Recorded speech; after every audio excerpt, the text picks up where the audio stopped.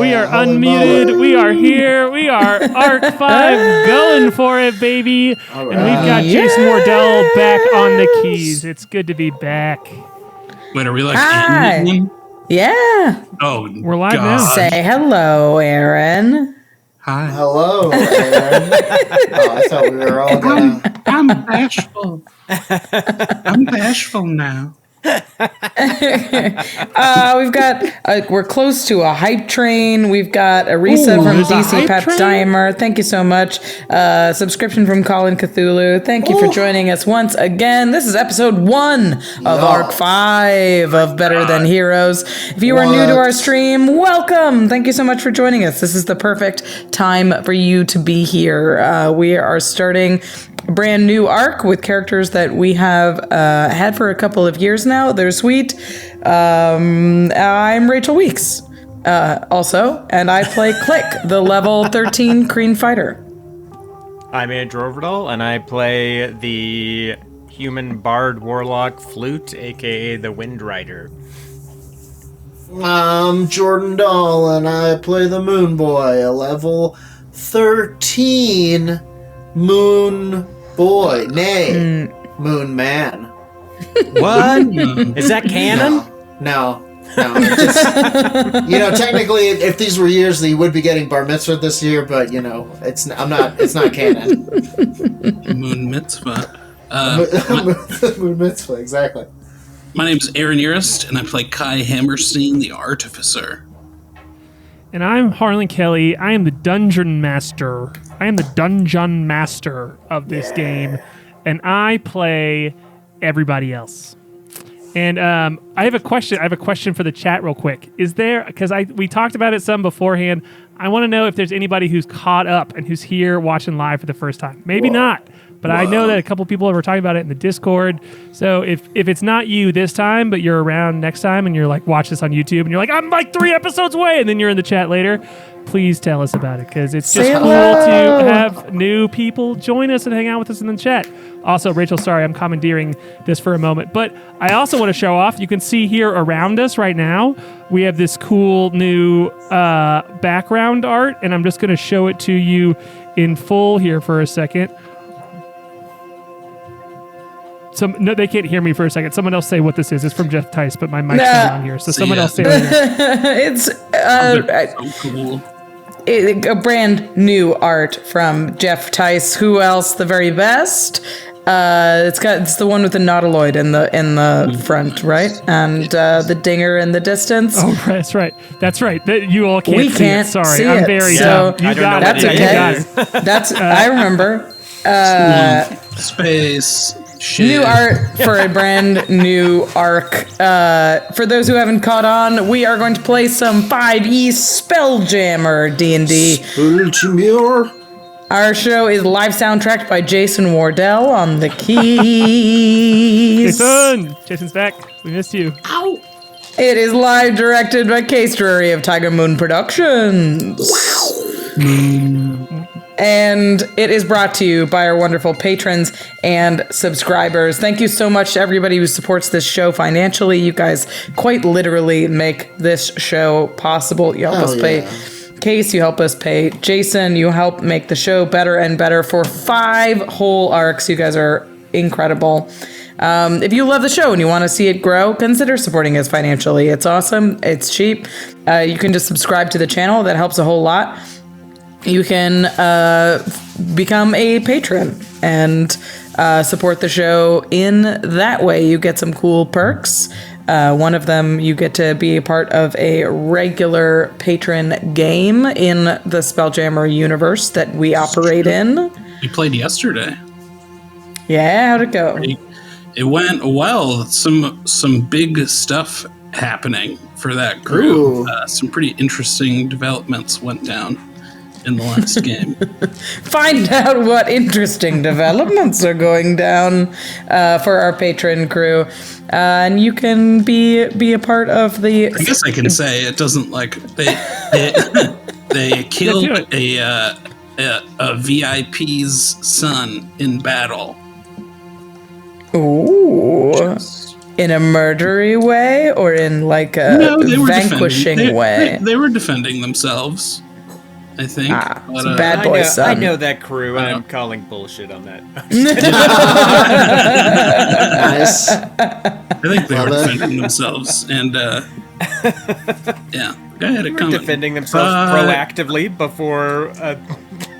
Yeah, I don't know if his family will see it that way. We'll find out. We got a note from chat that says everyone's sound is in stereo as usual, but I only hear Harlan in the left channel. Oh, Just that's a good very catch from astute. CJ Haster. You're right. I have it set up weird. I got a new mic. Listening That's closely. Right. Yeah. If you can also support the show by picking up some Better Than Heroes merch on our Teespring account. Go check it out. There's t-shirts, there's stickers, there's some cool stuff on there. And if it is not in the budget, we totally understand. You can support the show by following us on Twitch, by following us on YouTube, by following us on Twitter and Instagram, and just telling your buds about us. Tell them that we exist and we're doing cool stuff every Monday night. You can check. If you miss a Monday, you can always watch those on YouTube as well. All right. Woo. That's it. That was a rusty you did it. Run through of all of our announcements, but we are here. We are going to play some D&D in just a moment. But first, we're going to in a recap for last arc. Right. Previously on arc 3, 4. What arc was it last time, Harlan? And 4. We'll start over. 4? Yeah, this is 4, and then we're gonna be in 5. We're doing 5. We did previously it was 4, and this is 5. Wow. Got it. Previously. Previously on arc 4 of Better Than Heroes. In the aftermath of the uprising to free Klik's home of Jadurian from the Meridian Tract and the Arcane, the party celebrated a victory, but soon found that their ship, the Dinger, and their crew were missing. The crew took some downtime around Jadurian to help form a new bug government, and by building some sick custom spaceships. Heading out to search for the Dinger, which they now suspected had been taken by the Arcane, they then immediately abandoned their new radical spaceships to go recapture the Skull Goblin Palace and the Florial Gateway known as the God's Heart, I think, within. Klik, K.A.I, and Moonboy were forced to fight without Flute, who pieced out in the middle of the night to go on an emo solo adventure, making everyone angry and confused. After crossing through the gateway, the crew battled through Florial's door dimension in search of a way into the Arcane workshop. Flute returned, which despite being a relief, angered and confused everyone further. After befriending a primordial crystal giantess and seeing Gregory punch off to fight guilt demons for eternity, the crew quickly opened a gateway to the Azure Forge. Quickly? It wasn't quick. I said it. On the other side, they found and said hello, and quickly goodbye again to their stinky friend Malzor as they entered the workshop of the arcane fuckhead Mir. The party pushed through the puzzles and perils of the forge, met a guy named Noel the Skeleton Remover, and adopted some inept robot plant slave children who betrayed them and mostly died. Looping through the many portals of the strange workshop, the crew murdered many Mirs in a series of escalatingly upsetting ways, each one seemingly well-deserved. They discovered Oliphanticulus, K.A.I's long-lost, now brainwashed adopted wizard father, one of the legendary cisterns, and immediately imprisoned him in a magic mirror. Then, after enduring much peril and many microaggressions and macroaggressions from Mir, the crew finally found the Dinger and their lost crewmates. A final confrontation ensued with many Mirs, as well as the party's lichefied old foe Ventress, who was up to his old tricks. After much bloodshed, and I think 10 episodes of combat encounter, the Mirs were destroyed, and though it was severely damaged, the Dinger was recovered at the cost of Goat the Goliath bosun's life. As the damaged Dinger limped away from the Azure Forge, into the astral sea. The crew were visited by an astral projection of their old friend Aldos the Ortling, who shared a vision of wild space and war, with factions of enemies and allies alike moving, armadas in motion and terrible action, and sitting the Skull Goblin throne, looking extremely evil, a monstrous evolution of their old friend Janice, the sentience-devouring ooze who once called herself the droplet pulled from the pool. How many of these things are our fault? Some? All? Not none. How do we even begin to untangle this? Remember when this game was all hover crumpets and ghost hugs? Where do we go from here? Find out right now on Better Than Heroes. Yay! Well done. Well done.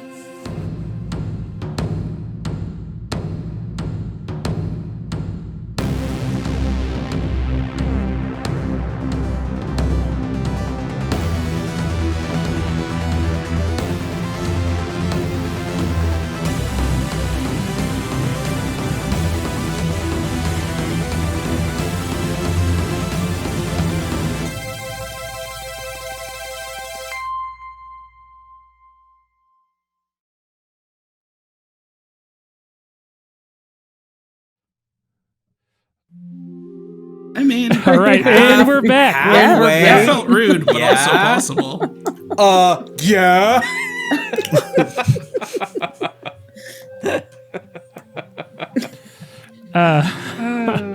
Previously, All right, we're back. We're going. currently.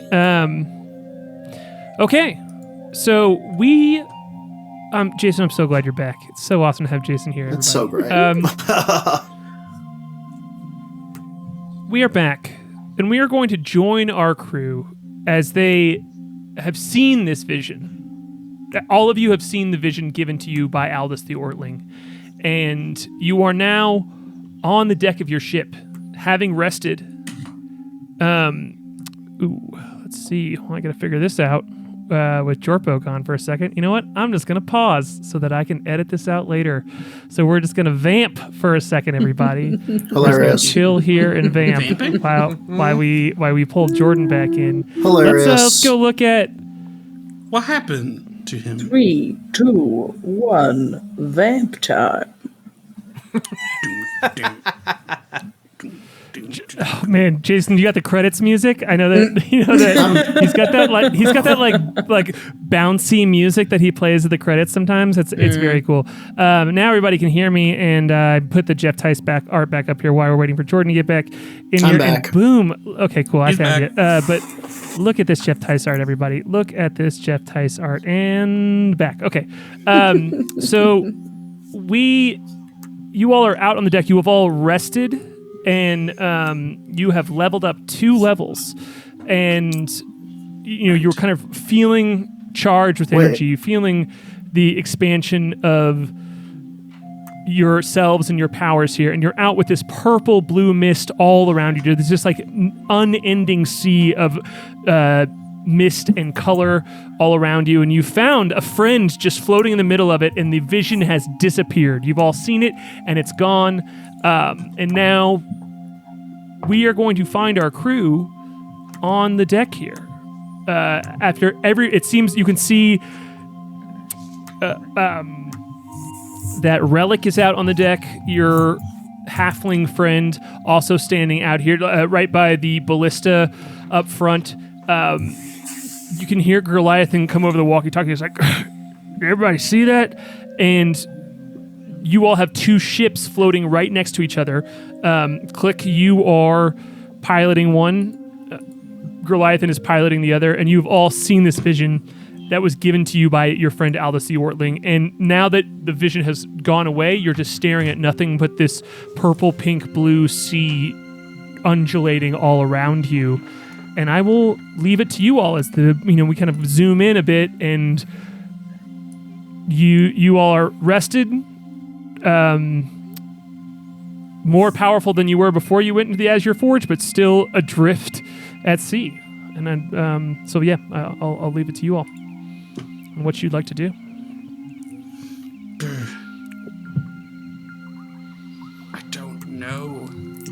What Do we have? level are we total? That's the first thing Moonboy says after after this Wait, break. what He level he staggers up to death and he goes, "Ugh, what level are we?" You're level 13. You should be level 13. Yeah. Okay, great. Ugh, what a night. So I'm not with y'all Yeah, you're on the right other now. ship. Klik is Yeah. piloting the ship. Is Klik Yeah, ship you kinda totally empty? Did those elves jump ship? Oh, right. They were actually specifically Klik gave them the option of being dropped off somewhere or left behind on the dock, and they were very adamant about being left behind on the dock because they were worried about going with you all. Yeah. And you hear Klik. You hear Cobble, who is on your ship, the Caravel, this kind of beat up, broken but still working Caravel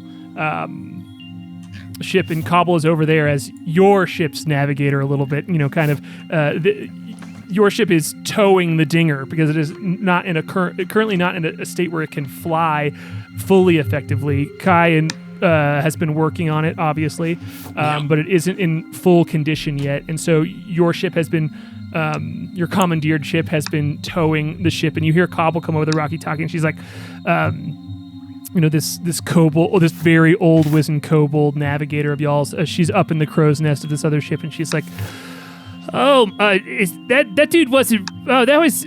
Oh, whoa, okay. And she kind of like centers herself. She's like, does that change anything about the direction we should be going, Klik? We have to go back for Malzor. We told him we'd come back for him. So we got to figure out how to get back to the opening somehow. All right. Well, let me see if I can figure out how to navigate it back there. And she looks around. Holy shit. First roll back, baby. It was her navigation check for a natural 20. Let's go, Cobble. Get nice. Malzor.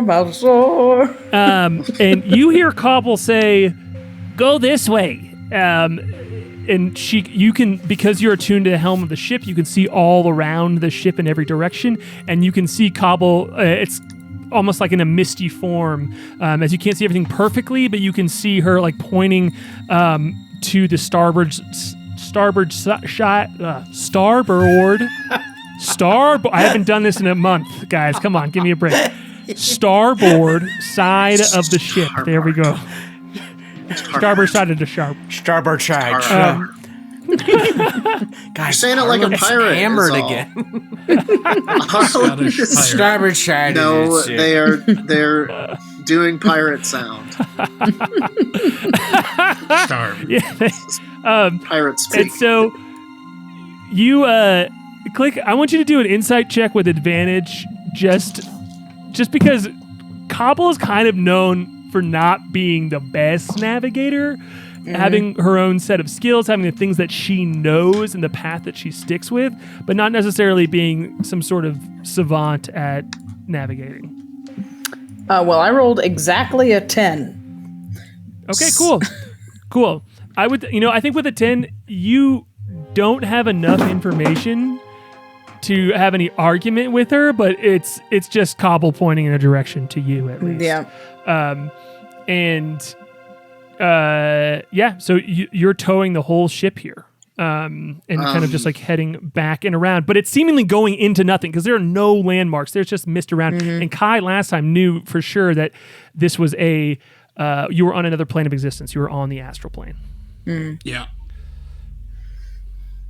I'll get on the walkie-talkie and be like, Cobble seems to know where she's going, and I'm going back for Malzor. We're not losing another friend in this forge today. And which one am I on? Am I on It's up to me. the ship up with to you. K.A.I? Totally Yeah, up to okay. you. I'm on the ship with K.A.I. This is just like right after he'll be we like- left. Moonboy will be like, oh, and we're on the Dinger, right? Mhm. Moonboy hearing this will be like, oh, Malzor, we've got to go back. We've got to go back for Malzor. Oh, right. I knew something didn't stink right around here. If we can get to him using the ship. I knew the stink was off. I don't know. Cobble seemed to know what she was Yeah, if we can, talking about. If we can do it, we should. I'll get on the walkie-talkie. So I can't promise anything, but she pointed, so I'm going. I'll get on the walkie-talkie and be like, copy that, Starbug. This is Moonrider. I can't remember what they were. We'll come up with new handles for this season. We'll cross-reference our trajectory with yours, and I can scry to see where he is exactly on the planet, just to make sure he's okay and what have you. Over. If you can find him, that would sure be helpful. And Klik just makes a horrible green sound. Thank you for making this. It's just like makes that sound. I think maybe that like the sound of a radio interference turning off means something in Kreen. And it's like it sounds like close. Yeah, it sounds like close to like goodbye or something. Yeah. Like, bye to you then, fucker.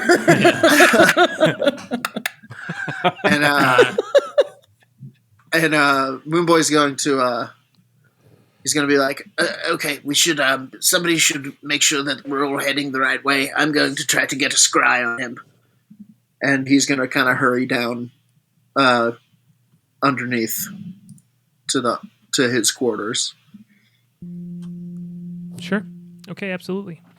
Yeah, so as the two ships, this like line of caravels, your golden ship in the back, and this like wooden,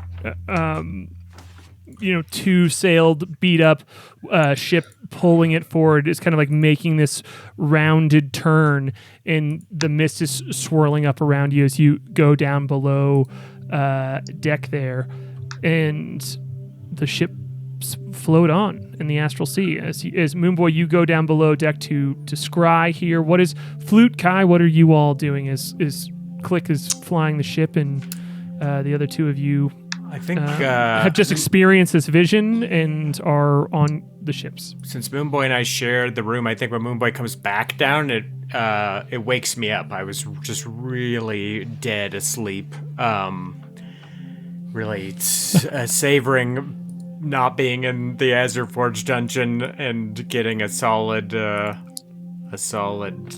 sleep in. And I'm just kind of sitting on my bunk.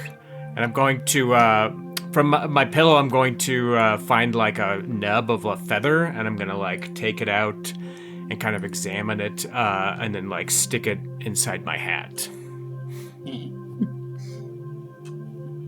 Hell yeah. I love it. So yeah, you just see Flute kind of dressing himself a bit as you walk in, Moonboy. But you... What time is it? What time is it? That is a great question. I would like both of you. Let's have Flute.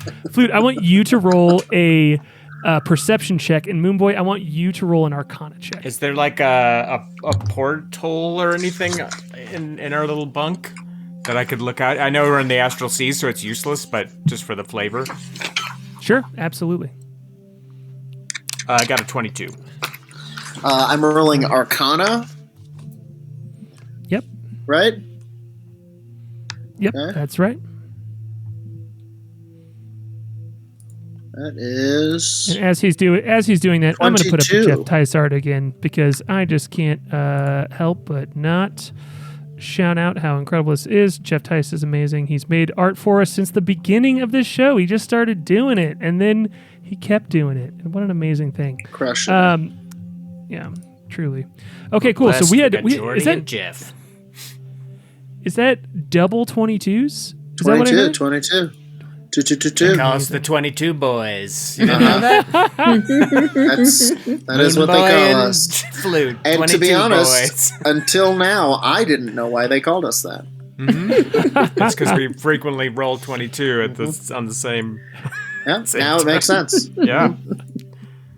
Pretty dope. Are you okay? Is this the pocket tamale? I'm fine. Seizing control. So with that, I want to hear from each of you how this realization sets in, but everything looks exactly the same before you went to sleep, and you had to make Constitution rolls last arc to even be able to fall asleep. And when you look out and are trying to factor in any sort of time, you have this weird gut feeling that time does not pass here because nothing looks different. There's no sun. You all are on a ship that travels from planet to planet. You're very familiar with time being weird. You've gone to other dimensions. You understand that, but there is just absolutely nothing to even indicate that time could happen here. You don't even feel like hungry. My stomach growling because I was asleep for so long. Yeah. You don't feel hungry. Wow. We'll We'll live forever here. No need to go anywhere. Well, as near as I can tell, it's 11 billion gluplock. Does that feel right? I don't know, just about anything would feel right at this point. Right. I feel like I slept forever and not at all. Right. Well, I'm just going to grab some things. I was going to scry, but I figured I could... I need some reagents from my greenhouse. If you wanted to come down there with me and just kind of kick it to make sure, I don't get wrenched into the dream world or something.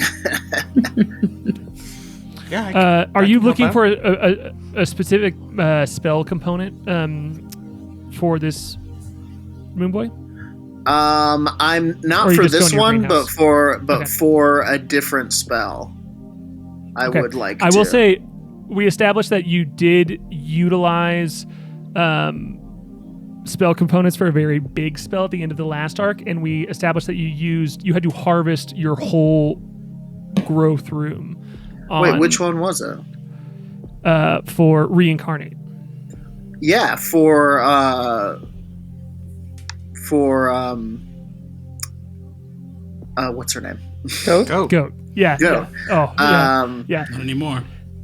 Yeah. So you have the 1,000 gold of rare orioles. Right. Okay. Because Great. You harvested This would be yes. We would basically just be we would be going there, but then I would show it off a little bit. Okay. probably. Cool. Yeah. Sorry. I didn't want to stop you later. So I will give you all this scene here as you all are heading down. I'll get dressed in my blousy shirt and my vest and follow him down.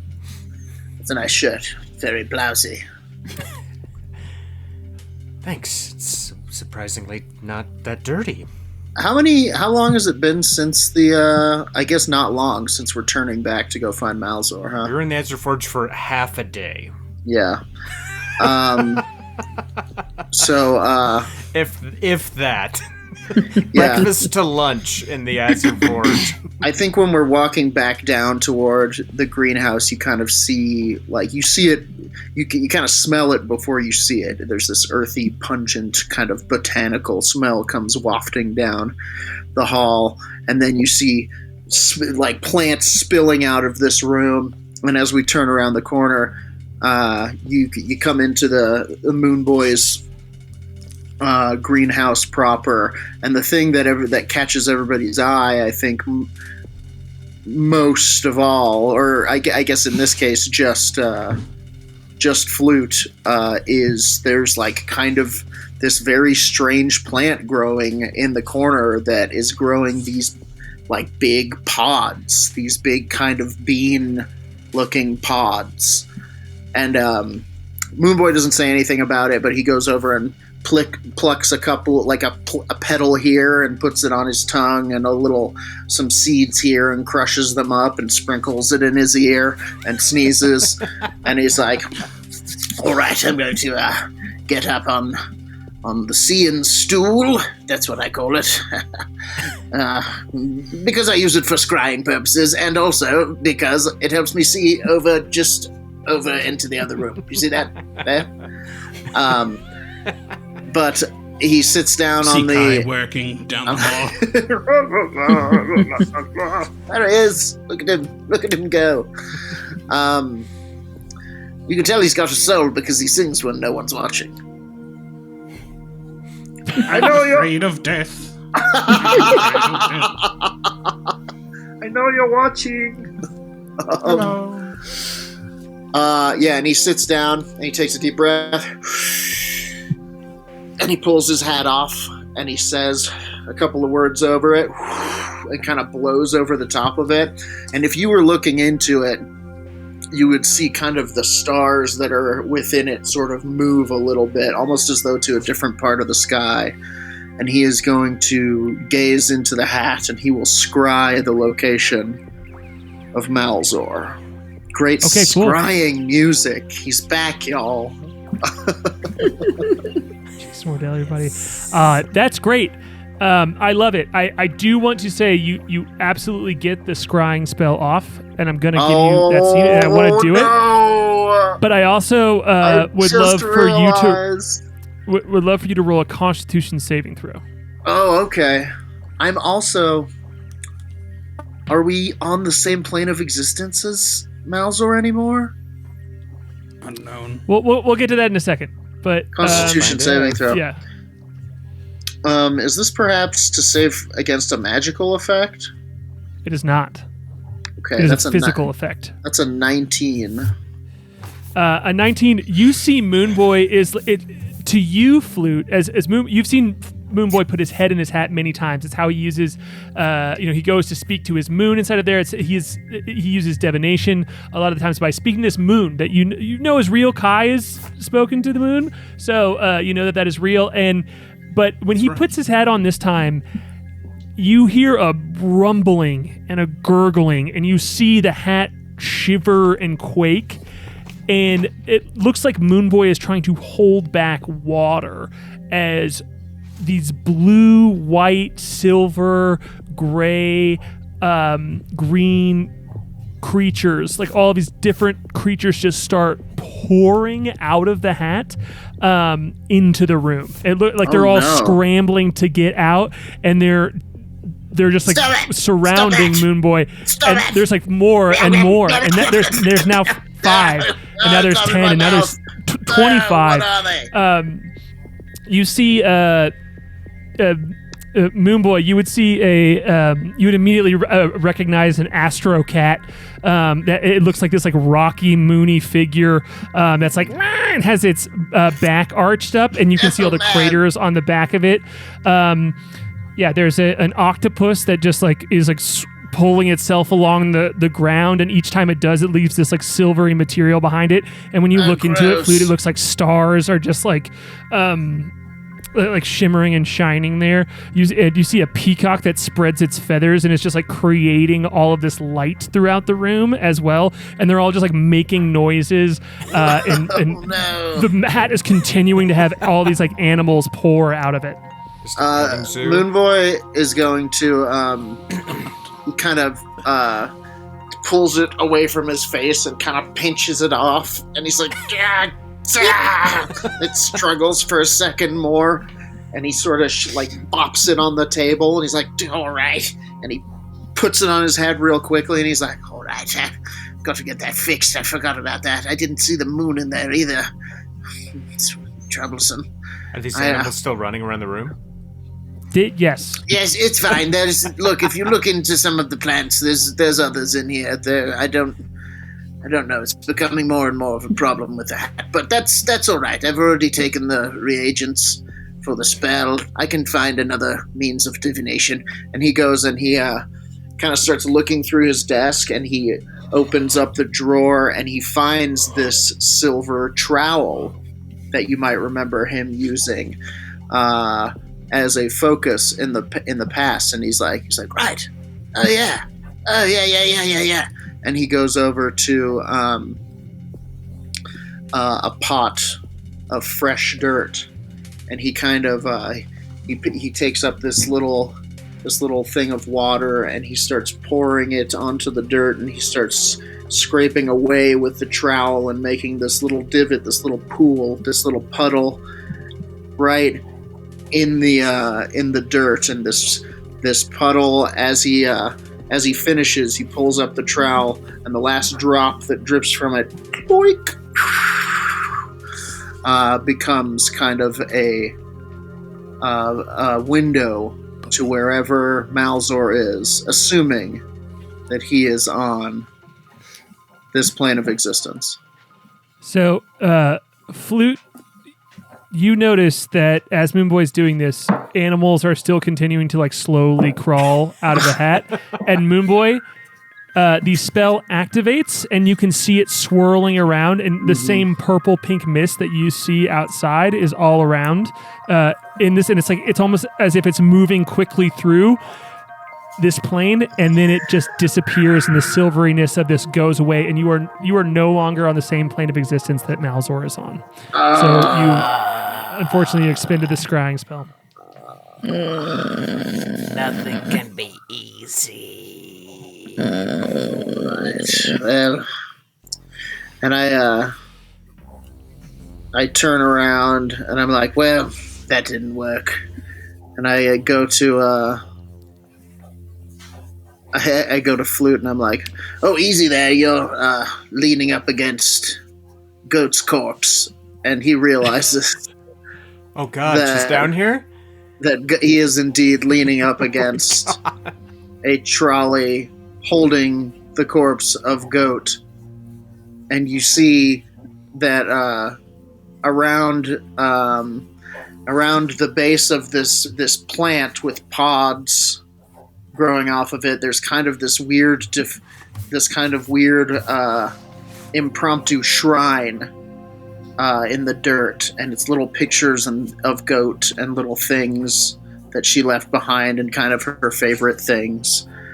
And he's like, careful there, that's Goat's corpse. Not for long though. Pretty soon we'll be able to cast this spell, and she'll get a new corpse. Not many people get two corpses in their life. You think you can actually bring her back? Oh yeah. Oh yes. I think so. It's like, how like the expert spelljammer knows that they can pull a sweet 360 nose grind off of the rings of an incandescent blue planet. You just feel it in your guts, and you go for it. Those are the best ones for skating. It's you know it, man. Will she be the same as she was? Nope, probably not. But she will live on. And he comes up and he pats the pod. He's like, she'll live on. And then he sees a gross one at the back, and he goes, oh, not that one, though. And he goes, and twists it off, and there's a little scream. And he's like, ooh, that'll go good in the compost. And he sort of feeds it into this weird, glowing pot that's kind of this arcane compost he's got going. Love it. Arcane compost, I love it. God, Do you need help rounding up all these animals? Garden. I don't, but if we if the others ask if we're looking where to go next, see if we can, I don't know, some sort of portal doctor, I suppose, sort of hat I would say doctor. it's difficult to move in this room now because this garden is kind of like a closet, and there's about 35 animals in here now. Jesus Christ. Yeah. I think we should herd him back into Can I the cast? hat. Can I cast dispel magic on this effect? If you want to try and cast a spell magic on it, you absolutely can. Okay. I don't want to reveal to you if it will work or not, and I'm going to try and do that more proactively throughout the campaign. But if you want to try, you can. Okay, I will cast dispel magic at level Okay, cool. 4. It has no effect, specifically because but that's meaningful to Moonboy. You get information out of this because you cast this spell, and there's this like flash of moonlight as it kind of like wafts over them. And this is not this like you have the ability to conjure animals, right? To like conjure creatures into this world, and in that they're often fey beings that are manifestations of these creatures, and not the actual creatures. These are actual creatures, and I'd love for you to roll a nature check with advantage on them as you're like parsing through this sea. You see this like Flute. You see a couple like birds flying around up top, and they're making these terrible noises, just like squawks. And as they do, they keep forming constellations in a group. Like they like go into a form, and they like change. They keep like changing forms. I'll tell Moonboy. I'll be like, just go stand by the door and open your hat, and I can herd him over to you. Yes. All right. Give it a shot. I got a 22 on nature.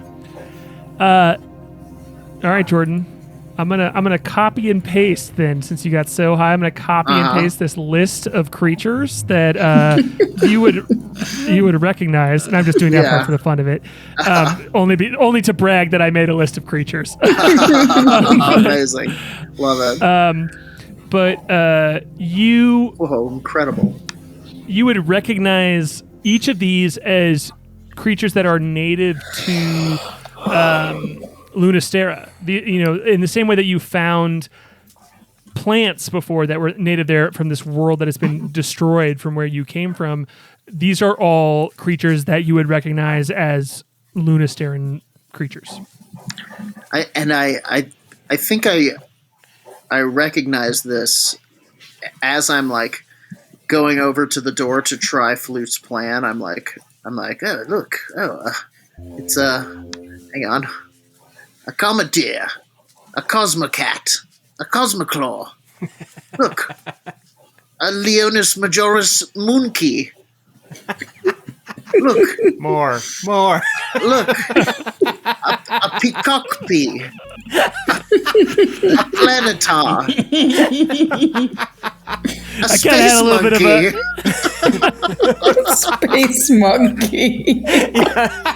I had a little bit of an algorithm for this one, so a gorilla lily. Gorilla lily is a galactopus. That's incredible. Galactopus. Galactopus is my favorite one. From down the hallway, you hear K.A.I. say, "Whose Pokemon are these?" Are you set up by the door, Moonboy? No one's. They're everyone's. You can cook them. I don't care. Wait. That was my next question. Moonboy, as this is kind of happening, he's like recognizing them. He's like, wait, these are all Lunasteran creatures. I don't know how I know that, but I know. You know what I mean? It's like how the professional spelljammer knows how to do a sick... I'm sorry, I've been watching this documentary on Netflix about Tony Peacock, famous spelljammer. Tony Peacock. Oh. Dear God. And he's like, he kind of has like a little realization, and he's like, oh my God. I said it before. I think the hat could be some sort of a portal, but now I think I know where it leads. I think it could take us home. It could take us home, Flute. Both of us. All of us. Come on, we've got to go. We got to go talk to the others. While this is all going on, K.A.I, what are you doing? K.A.I. has thrown himself completely into the repairs of the ship, to the exclusion of everything else. What'd you say? The ship that I destroyed. Mm-hmm. I overslept. I mean, what are you gonna do? Fix it? I don't think so. Not on K.A.I.'s watch. Burn. I mean, yeah. He tried to help for at the a end of the long last time. arc, and he did not do a good job at it. So That's right. Wait, what happened? I rolled to help and I rolled badly. Oh, that's right. yeah, he did a very bad job of it. It happens. I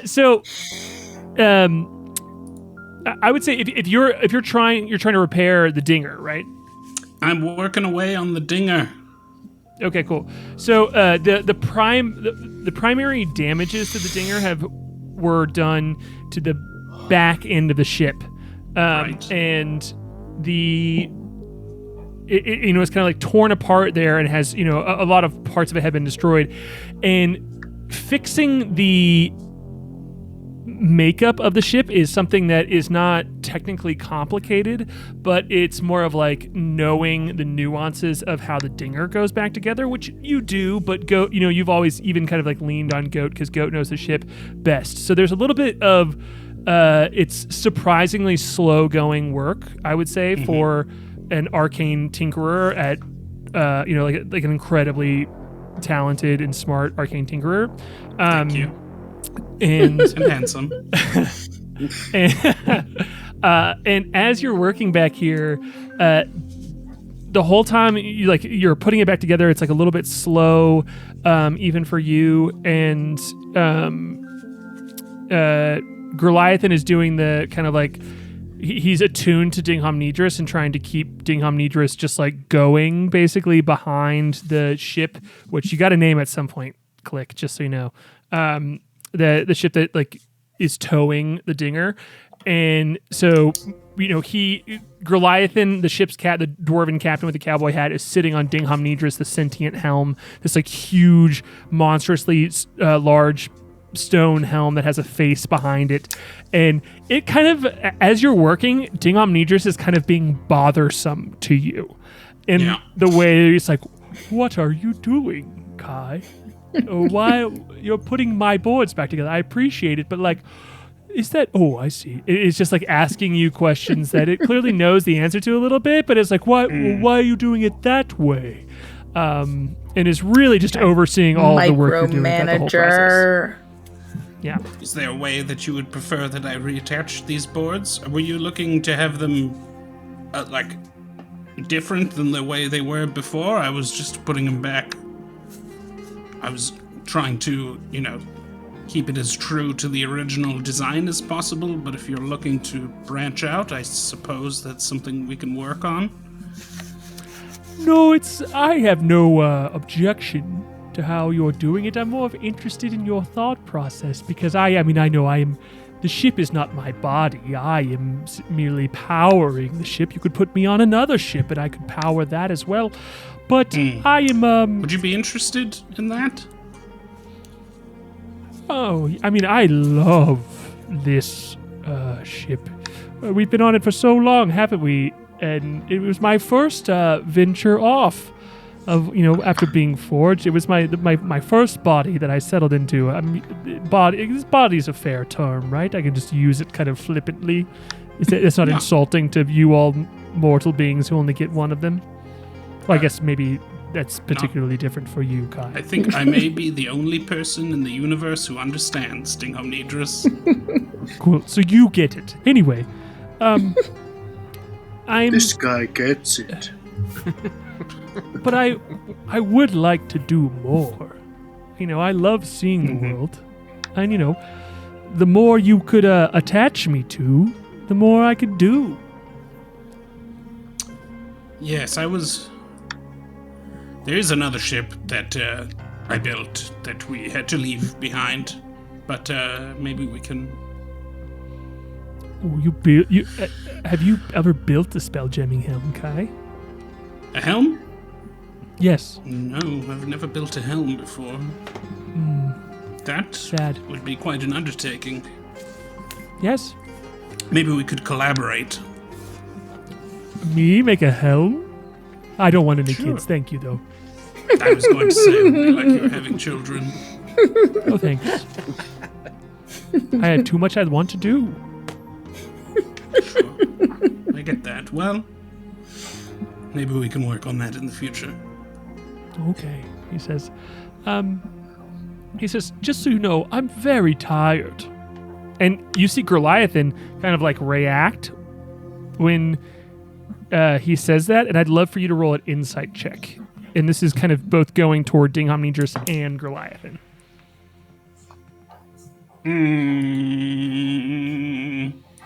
Am I doing one roll for both of them, or one? Yes, rolls? one roll for both of them. Yep. 10. Yeah. You can tell that Goliathan reacted. Like Goliathan's just kind of been like not concentrating on. Is very clearly good at tuning out Dingham-Nidris when he needs to, but is brought back to attention by Dingham-Nidris saying that, and he even says like, "What do you mean tired?" He's like, "I'm," and he yawns, and his big, huge stone face, just like all his eyes almost like disappear, and his mouth just like surrounds Goliathan for a moment, and it almost looks like he's going to swallow him up. And he goes, "Whoa!" And then exactly just like he sneezes at the end of it. Gesundheit. Yes, exactly. Oh my God, Goliath! Thank you, thank you for the Went flying so far. Oh, jeez. That means Sent him flying out the hole in the ship. that I have the wrong microphone on.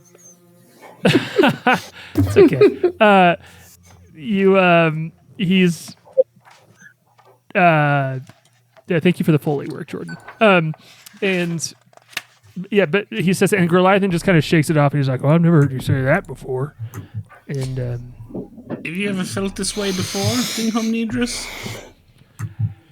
not particularly, but I'm familiar. I've consumed enough consciousness to understand the idea of being tired, and I just feel worn out. I feel like I've been used up, and I need some not doing in order to do. Do you understand? Does that make sense? Yes, it does. Although, yes and no. Can I examine Dingham-Nidris? Oh boy, yeah, as long as you don't touch him. Which Goliathan would be adamant about too, even if you get close to it. But there's lots of examining you can do without touching him, for sure. I will examine him. I'll get in close and look real close. But not touching. I'm not touching. He's like microns away. Yeah. K.A.I is just you and your familiar, your hummingbird familiar, are Actually just, don't like, have floating Bessner around. right now because Bessner Oh, that's right. sacrificed booped. himself to deploy the bead of horse. Oh, that's right. That's right. Yeah. I just auto put her in scenes, but you're right. This was the type of thing that I wanted to remember. I knew I left out a lot of stuff. There was no way to get it all. Bead of horse was a big miss. Anyway. It's okay. It's not plot important, but it is amazing. You should go back and watch it. So yeah, absolutely. Roll an investigation check. But tell me what you're looking for a little bit. I'm approaching Dingham-Nidris here like sort of as a magical item, but also as like a little bit as a medical patient who's describing some worrying symptoms. You know what I mean? Yeah, I do. It's weird for a Synapse helm to feel tired. That usually doesn't happen until... It takes a long time. Investigation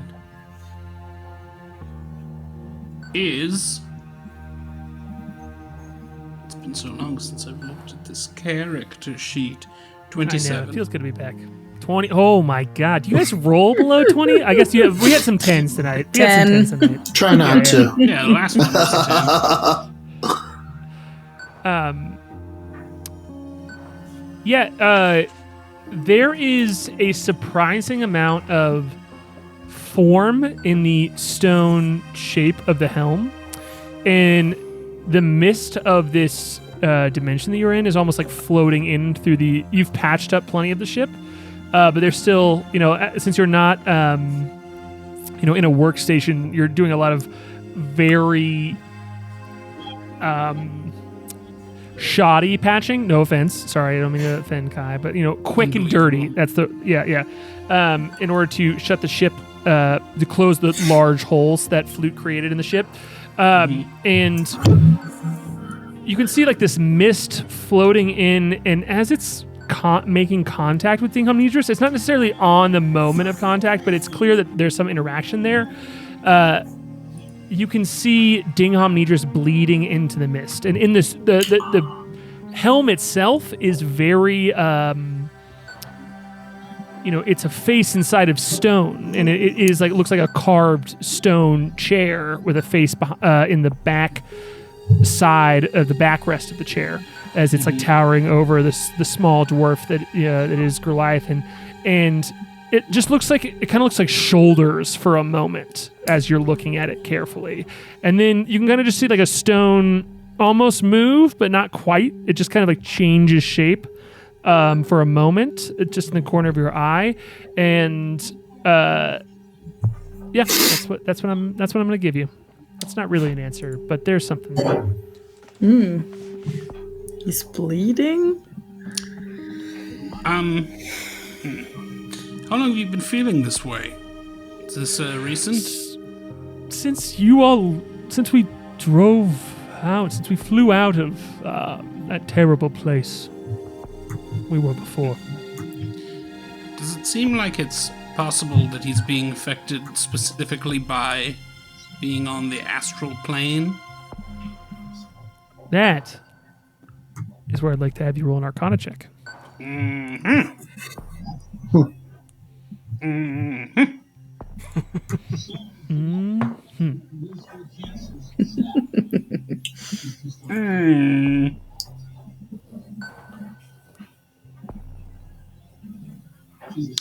23. Oh boy, I planned on it being good. I was preparing for it in my mind. I'm gonna hit him with a flash of genius. Ooh. You got him back. You have him back. Because I had him drained for so long. Also, it was so funny. Prepping for this session, it felt just like I was out of practice, not just because we haven't done it in a while, but because we're in the Azure Forge for so long that I was just like, all my prep is just like straightforward, and I know what's in all these rooms, and now I'm like, crap, now everything is there, and you have all your resources back. Aaron, I want to hear a little bit about why K.A.I knows about the astral plane. And I'll give you some more information here inside of that. But before that, like, you're starting to put some pieces together about, Dingham Nidris is this a little bit of an unknowable entity because there's no other thing that you've ever heard of like him. And he's very unique. Even Synapse helms are very unique, each one of them. But what you're putting together here is information about the astral plane, and I'd love to hear about why K.A.I knows some of these things. Well, we are on the astral plane for the first time, which is one factor, and it's just a matter of curiosity. But furthermore, K.A.I has recently attuned to a new item that we found in the Azure Forge, which is the Robe of Stars. Yeah. Which K.A.I has sort of donned as like a kind of sash, almost. No. A point of plot clarification that Rachel established is this is the skirt of stars because you severed Mir in half. So for flavor purposes, you are wearing a nice skirt. Yeah. Got it. You could wear it as like an infinity scarf. Yeah, it's kind around of like your neck and twist it. Skirt garment. It's like a amorphous garment. I think it's sort of also just like it's enveloping me. It's become not just like a physical skirt, but it's like part of my aura now. Is all starry. A little bit. There are these stars just kind of floating around me, like I'm in a little nebula. Sure, yeah. And some floating fabric around. Yeah, I love that. Totally. And I think that attuning to this, it's an inherently astral item that allows for rapid travel between the astral plane and other planes of existence. So I think the attunement to this item has given K.A.I a little bit of insight into the sort of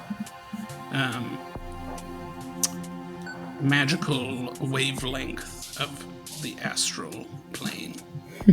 Yeah. So let's poke that a little bit further there, because you're not getting innate, like it's not like information that it's not telling you things, and it's not Right. history that you know this. So it's guiding your knowledge here. So what does that look like to K.A.I? Just to dig deeper, because I think this is fun flavor. I kind of like imagine the Predator heat sensor almost, but that's not quite right. Like, well, yeah. So like, do you have an image of your mind of how that's like guiding you with information?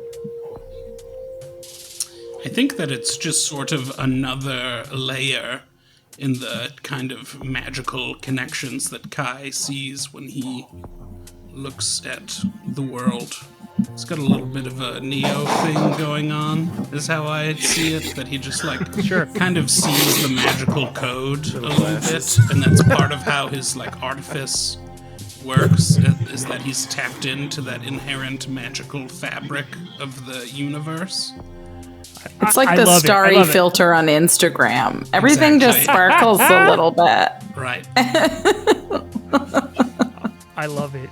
I love it. Yeah, and it's especially because like you saw through the eyes of Bessner too, as she looked inside of the machine that Olaf Anticulus was working on. So this like thing that was a machine that was dealing with large magical problems, and you got a glimpse into that, and it's again just kind of like almost a pinhole into that flash that you saw there. And so I you see this time. Sorry, I spent that time in the not the Well of Souls, but in the Kreen yes, yeah, like clutch consciousness. I like communed with the hive mind for a while, which was, I think, just even more of kind of examining that magical weave. yeah, and you can see, and I will say you kind of see Goliathan is sitting in this helm, right? This large stone helm, and whenever anyone attunes to this helm, the Dingham Nidris's eyes, the helm, they are just like pure white, and his eyes are, and in Goliathan as well, it's like a light bulb is on inside of the eyes, and when you're attuned to it, both your eyes and Dingham Nidris's eyes are just like this. It's like staring into a light bulb, just this glow out. And when you're looking at them all closely, you can see the magic that is connecting them is sort of starting to connect with the astral plane around you as well. And you start to remember, or you start to put together the pieces. There's like a little bit of intuition. It's not history. You just start to understand of all that you've been told about the astral plane. It's this plane of thought, memory, and psychic energy. Like you are corporal forms inside of an inherently uncorporal plane of existence that isn't about moving around. It isn't about the relationship. There's no time and space. There's just what you are here. And so with that, you realize it's hard to move from place to place because things aren't in a particular spot. And with that, it makes sense to you why things that are imbued with magic are often taking traces of things and containing them into a physical item. In the same way a photograph is like capturing light of a moment and carrying it on.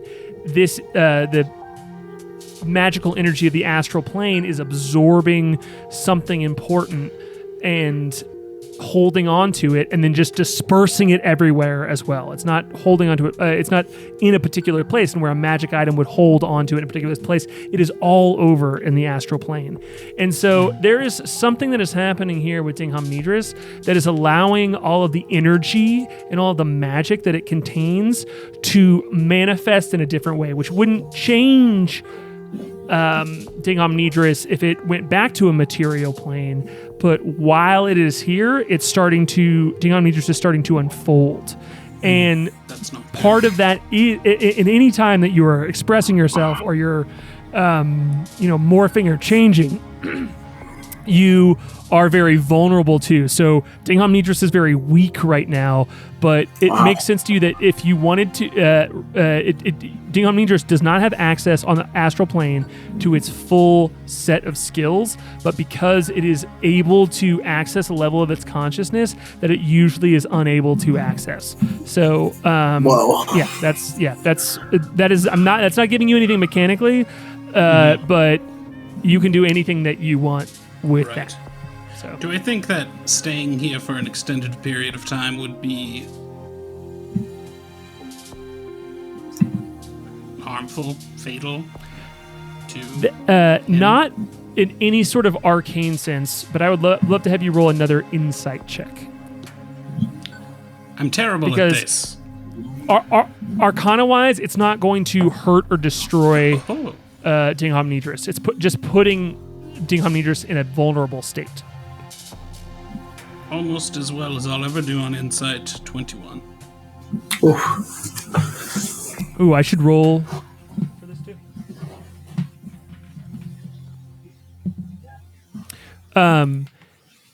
Your only worry, and I'd love for you to give us some flavor. I'm just going to say it plainly, and I want you to give us some flavor on this.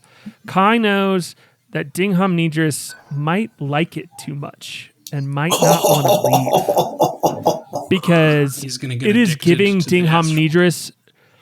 It is giving Dingham Nidris a physical form outside of a ship, and that would go away if he was outside of the astral plane.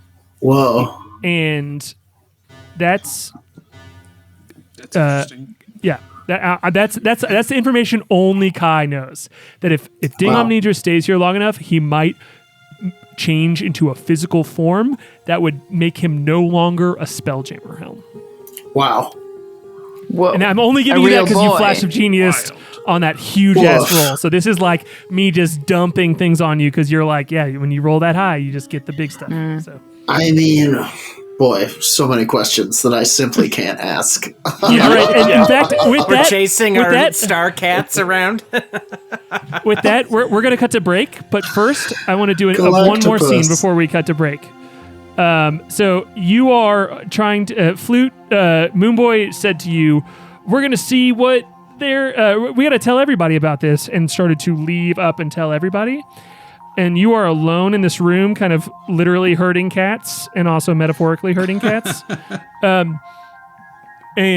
you, as you're trying to like keep them safe and maybe contain them, or maybe you're like trying to figure out what to do with them, you realize you're doing a good job of just like calming them down and keeping them in one place because there are two of you doing the job. And you see the writer is standing in the room with you. That rat. This second version of you, this demonic presence that is inside of you, but also when he takes a physical form, looks exactly like you. Is standing there next to you, and he's like, "Okay, cool." And he's like, "I think we got him." Like the narrative in your head, a little bit of like, "Wait, we got to keep them over here and keep the birds calm." You realize there's a conversation out loud between the two of you, and he's just like standing there, and then you kind of like have them all pinned in the room, and he looks at you and he's like, "Whew, we got him." And it takes me a beat to even realize it. I'm just like, yeah, I figured. High five. I didn't even conjure you up, and here you are. Oh yeah. He's like, oh. He looks down. He looks surprised. He's like, here I am. And with that, we're gonna cut to break. We're about halfway through our episode here, so we're gonna take a quick 5-minute break where we drink, pee, and we'll see you on the other side in just 5 minutes to continue the rest of this episode 1 of Arc 5. See you in a second. We're back. We're back.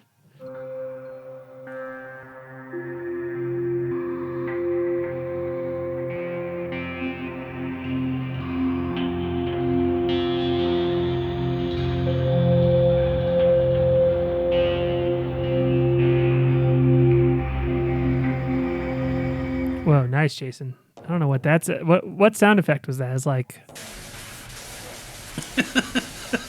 That was. Oh, that's just called Saran wrap on cookie tray. That's called hamster skeletons in bucket. That's called dropping hot rocks into cold water. Hot frogs. Okay, so Enrico Klik, is calling them those swishy drum brushes. Which is Yeah, maybe. that's right. What are we in? Jazz, We're in. jazz, We I are. didn't know Yes, jazz. we definitely are. Oh shit, we Oh God. We look. I know we can't even blame on Case today. It's me. I'm bashful. So, actually, quick aside: if everyone besides Rachel can refresh on Clean Feed while we're doing this, that'd be great. Just like refresh your browser.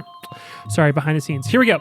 So, Klik, you are piloting the ship, right? You are Yes. alone in this spell jamming helm, and I'd love for you to just start off. Just roll a perception check out of the gates. Let's do it. It's okay. It's 18. All right, great. You are doing a great job at this. Like you're attuned to the helm, and you're leading the way in something you don't have a ton of experience, or almost any experience piloting a spelljamming helm, but you've picked it up very intuitively. It's just kind of, it's the rhythm of fighting you recognize, just kind of like as the ship is moving around, you need to adjust all these small things, et cetera, and you keep getting these like wisps out of the corner of your large eyes and maybe like from your antenna as well. You can give the flavor of this. You start to notice it feels like there are people in the room with you, but there absolutely are not. And you also have the ability, when you're attuned to a spelljamming helm, you can see all around from any position of, from the ship. You can rotate the camera in any direction, look at any part of it.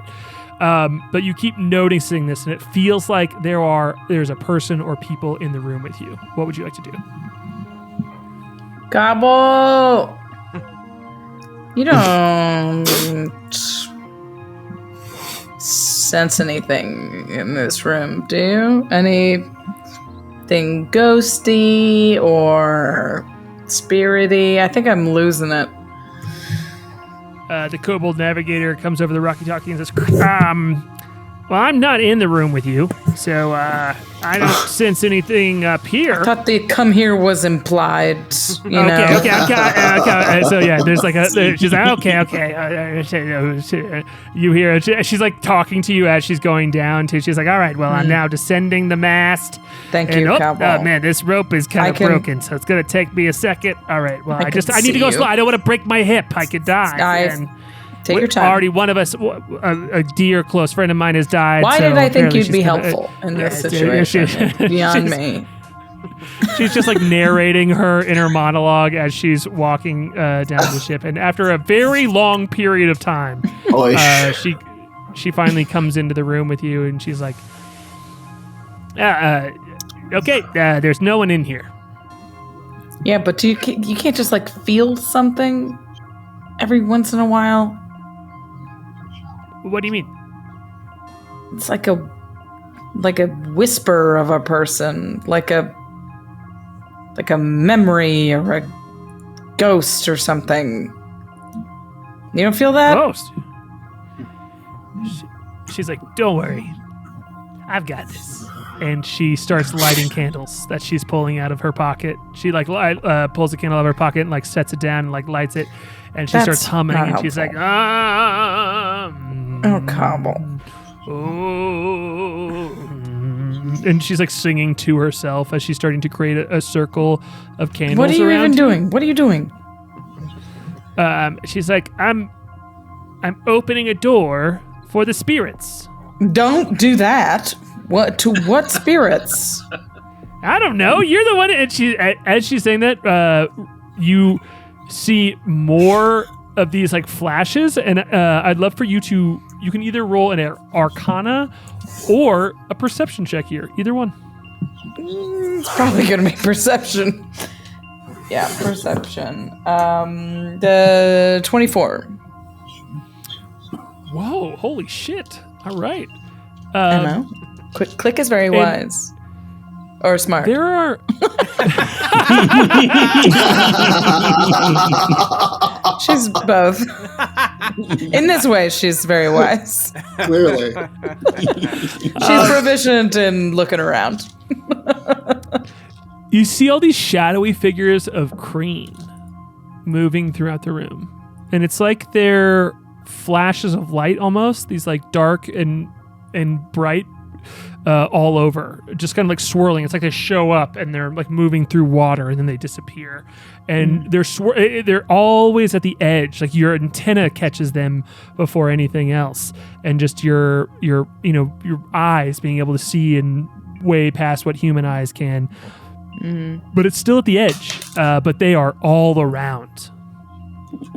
Jeez. And Cobble's candles has also... Cobble does not seem to notice anything, and she's just like humming and now like lighting some incense and has like sat down and is clearly like starting to fall asleep. But never mind. I think this is bringing like them. It's bringing them. I'm sorry. No, it is making them easier for you to see. Oh. Well, whatever you're doing, it's relevant, which is weird. Well, I'm just glad to not be dead, she says. Are you I asleep? just didn't get much sleep in there, she says, and she's clearly not falling asleep, but is in that she's resting her eyes. Cobble, don't fall asleep in the middle of a ritual, please. We don't know what'll happen. Can you please stay with me here? I'm communing. You're not. Says. You're napping. Okay. Sure. Okay. She kind of slaps herself on the face and leans against her staff and is like standing up again. She's like, "Is this working? Are you seeing anything?"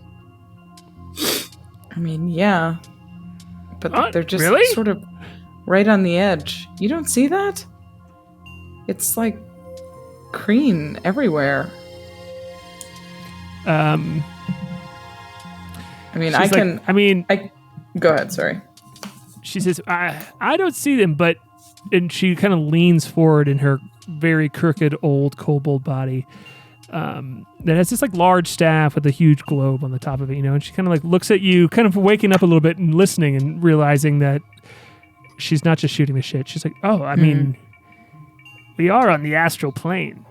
And on the astral plane, it's not a place of the physical body, it's a place of thoughts. And you like push things around with your mind, right?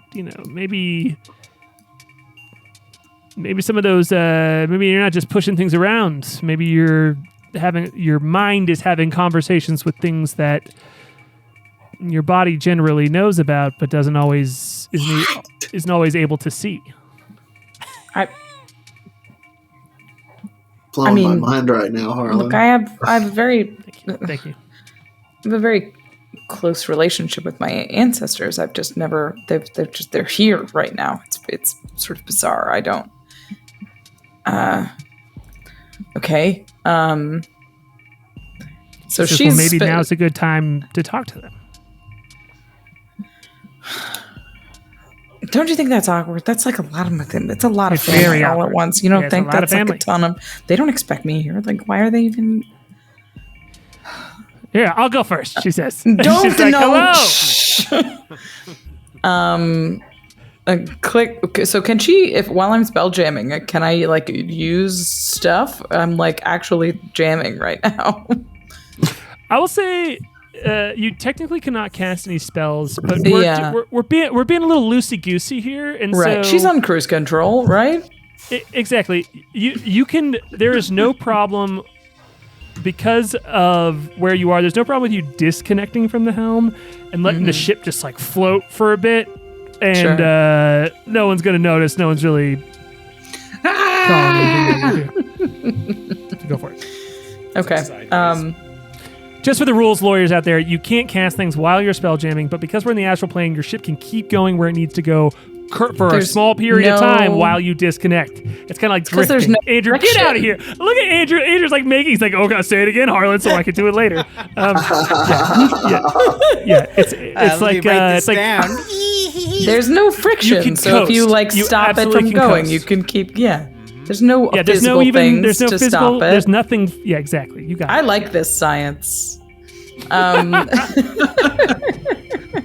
right.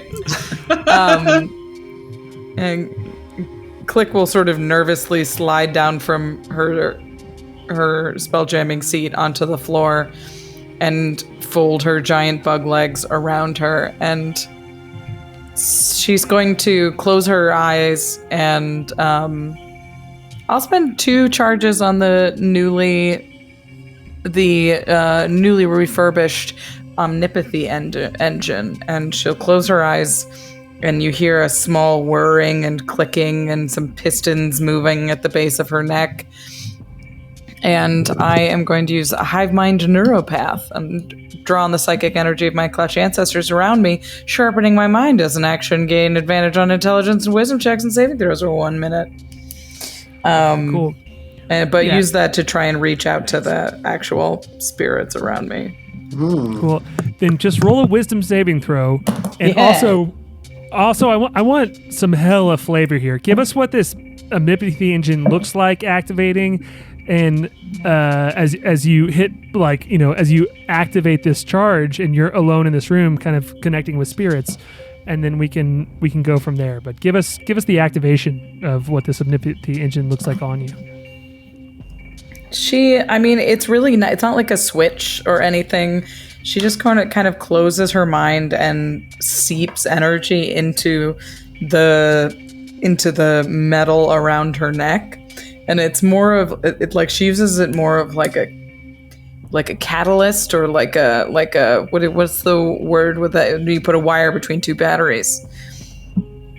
Conductor. Thank you. Like a spiritual conductor, to sort of focus her energy into, so she's more in control of it, and her body sort of settles, and she becomes more spiritual and more physically aware than she is even physical.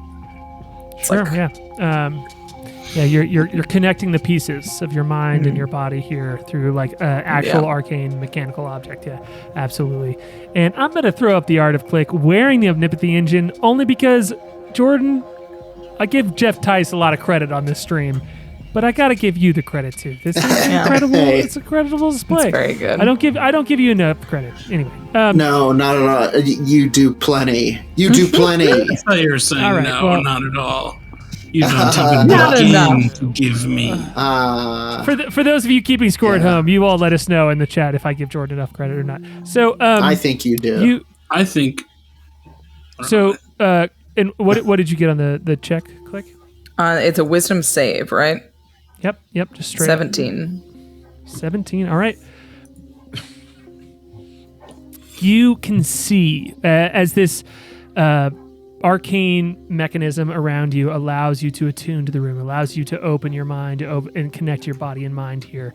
You can see floating around you all of these Kreen. And it's like, in the same way that a caterpillar, goes into a cocoon and remakes its body into a butterfly. And it's very clear that there's a lot of this insectness to all of these beings that are around you, because there is a level of Kreenness to them, but they are also pupating. They are in some sort of larval stage that is the arc coming back after you go from caterpillar to butterfly, and then it's like the reverse journey almost. Gather Benjamin Buttoning! And you can feel them floating all around you. And you've established particularly too about Klik that she's part of this clutch, which kind of makes it a little bit unimportant on who her parents are, because she was raised by this group as a part of a group, and all you can hear is the group of voices. It's going home for the holidays in a warm way, being around your friend group that you haven't seen a long time. And there are people in there, but there are plenty of voices that you don't know too. And they're all seeming to talk to each other and you at the same time. And it's hard to get any of them to quiet down enough for you to even, I'm not even going to imitate a voice, because the crowd is talking to each other and they're also talking to you at the same time. And it's kind of up to you to parse anything here of how you want to interact with this, but it's all kind of wide open, and they all they're kind of pointing to you and being like, oh yeah, as they're all enveloped around you. It's very good, Jason. Pupating music, yeah. Yeah. And then you see a voice, you see this face of a Kreen that you've never seen before go, "Are you Klik-Lak-Ta-Ta?" And they said you in Kreen, so it's, a very rhythmic clicking sound. Oh God, I'm known even among spirits. What did I do this time? I just want to know, because I've heard much about you in here, and I don't believe it. You don't believe what?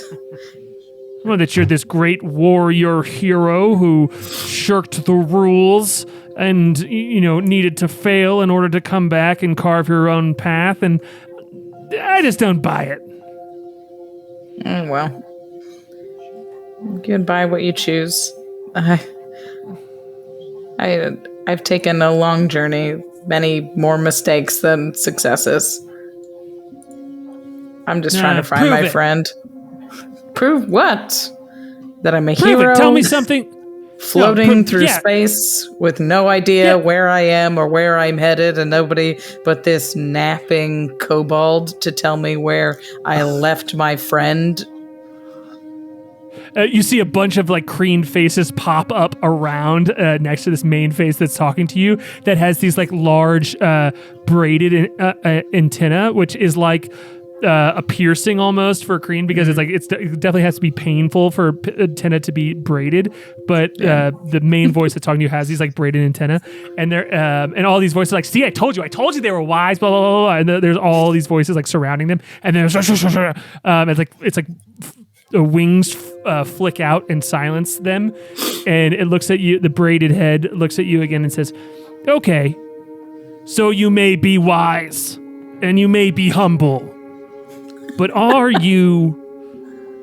you have vision?" It says, "What have you learned in your quests?" Learned? I don't know. Family is the most important thing. It's bigger than the universe. It's bigger than, victory or success. And I can't seem to get family right. So I don't know what I've learned. I haven't been stunned by a mind flayer in a little while, so that's good. I guess I've learned that. Yeah. I had mind flayers. I got stunned by many a mind flayer. In fact, that's what killed me. I got stunned by a mind flayer, and my head was broken open and eaten. It was terrible. You see a clawed hand come out of nowhere and shoo you away. And it's whatever. Your doubts are so trivial, it says. You don't belong. You don't belong. Look at us. And you see all these voices, all these Kreen heads pop out, and it looks like a fly's eye of just faces, and you recognize some in there, and they're looking back at you, and they're we're all around you all of the time. You can't say you don't belong. That's a bullshit doubt. I didn't say grumpy, that I don't belong. I just, people keep dying. If I can't protect my family, how can I protect the universe? We've messed up everything we've come through, We lost two people in the Azure Forge, and we came here to get them back. I don't know. Well, how good is it to be a mighty warrior, to be really good at this, if you can't use it to protect anybody? We've kept this one alive, and she'll gesture again, sort of a cobble, an ancient slumbering kobold. Well, again, it seems like she was pretty good at keeping herself alive, so I don't give you credit for that one at all. No, you're right. Actually, we've saved her at least twice. and you see, please tell me, Rachel. Let's make up an NPC together. Welcome DMing. You're the DM now. Yeah. Please tell me about someone in Klik's life who she would recognize as the metaphorical anti-Rabakosh. Someone in Klik's life who she actually valued, and she would recognize and would be someone who has been on her team. Yeah. Maybe her friend that she let die in battle. Oh, hell yeah. Let's go. What is their name?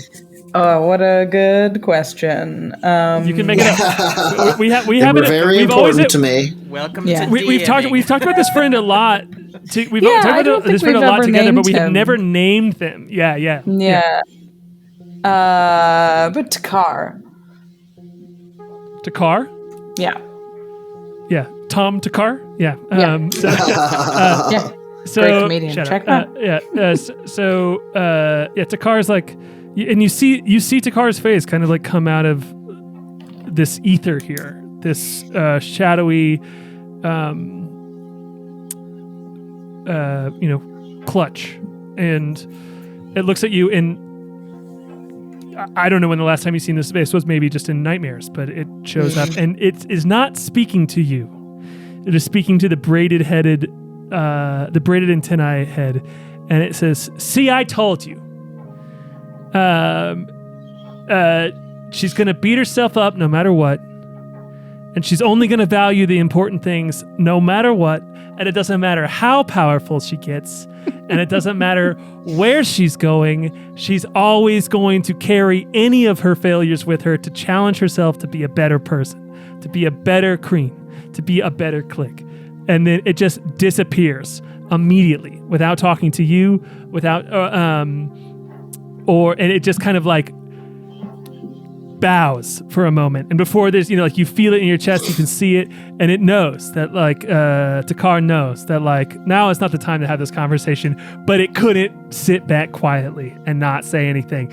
And then the braided headed Kreen looks back and it says, "Okay, I guess all y'all are right."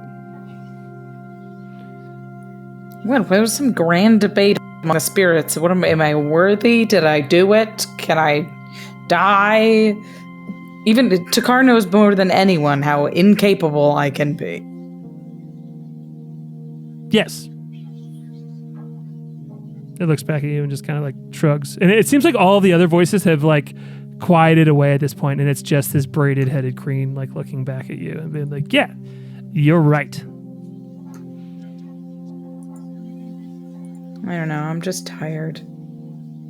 We finally made it through this ridiculous puzzle, and things are worse than they've ever been on the other side, and we still lost our friends. Yeah, it sounds like being alive to me. I suppose. Is it better over there? No, I mean, it's just the same but different. We don't have anything to do except for talk about if we think our kids are good or not. So, which is pretty awesome. It's nice to just be able to sit around and not have any things to do or bodies to feel. And we just sit around and watch you all and have a great time talking about it. That's just a big gossip fest up there. Truly, yeah. Do you have any idea where my friend is? He's not on the astral plane, and we don't even know how we wound up here. Oh, yeah, I know exactly where your friend is. What? Do you know how we can get there? And it points up, and you see a kind of like almost forming a spectral screen, and you see Flute standing alone, trying to like herd some creatures. Not that one. We're still mad at him. Yeah, sure. Malzor, he's back on the astral plane. We're trying to rescue him. We told him we would, and then we just left him because, it was sort of a one-way situation, apparently. So you need something from me, it says, and it's like antenna at the very top, like flicker as if it's excited. Oh, do you need something from me? Do you need something from your ancestor? You've got nothing going on over there. I have lots of relatives to judge, okay? Well, if you have some time between judging and voting, sure. We're just trying to get back to the astral plane. The spirit world deals really well with things of the heart, things of the mind. So if you can find anything that was important to him, your friend, and sacrifice it to me, I don't know why those are the rules. I'm sorry, but you trust me, you're not going to want anything he had. But it's not for me. You just have to you have to take something from the material world and send it out into the spirit world by removing any trace of it from the material world. You see what I'm saying? Like you have to burn something or whatever. It's not going to me. but it allows it to transfer planes. So if you burn something that he loved, and I will have a better idea of a clue of how to find him. That's very helpful. What's your name? Mine? Yeah. Or what was it, anyway? It's Shuloktatar. Spelling that phonetically. Yeah. And the shoe is me. It's a real hiss. It's a real Shuloktatar, you know. Yeah. So yeah, phonetically is fine. Yeah, we've got it in our notes. So, and it nods and it says, "Good job, kid." And Thanks. kind of like you see like kind of the candles burning out, and Cobble has fallen asleep during this conversation, even though she was supposed to stay awake and is starting to wake back up. And he's like, "I hope I don't see you soon." Well, we got to send you something to Malzor's, so keep an eye out. Sure. Yeah. I mean, like, I hope you don't die. Is what I was trying to say. Oh, yeah. I hope you, no, me yeah, too. Yeah. Okay. We'll do our best. All right. Have fun. Don't worry.